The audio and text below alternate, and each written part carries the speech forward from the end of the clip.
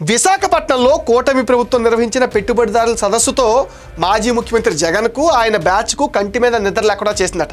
ఎందుకంటే ముఖ్యమంత్రి చంద్రబాబు ఇచ్చిన పిలుపుతో ఆయన పాలన, సమర్థత, సహకారం, ప్రోత్సాహంతో వేలాది మంది తరలి వచ్చి 600కు పైగా ఎంఓయూలు చేసుకోవడం పైన వైసీపీ అధినేత నుంచి కింద స్థాయి వరకు అంతా షాక్ తిన్నారు.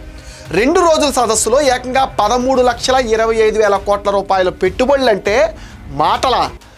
నెత్తినోరు బాదుకుంటున్నారట వైసీపీ వాళ్ళు.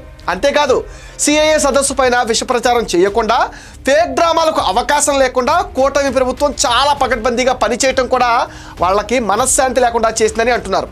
పేటీఎం బ్యాచ్ను రంగంలోకి దింపి అణువణువు వెతికినా ఒక్క లుసుకు కూడా దొరకపోవడంతో చేతులు పిసుకుంటున్నారు.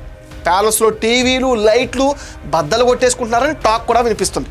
పాపం ఏం చేద్దాం జగన్ రెడ్డి, డ్రామాలకు ఇది టైం కాదు. అక్కడ ఉంది విజనరీ లీడర్ చంద్రబాబు కదా. మన గ్లోబల్ సమిట్లా ఉంటుందని పొరపాటు పడ్డావు.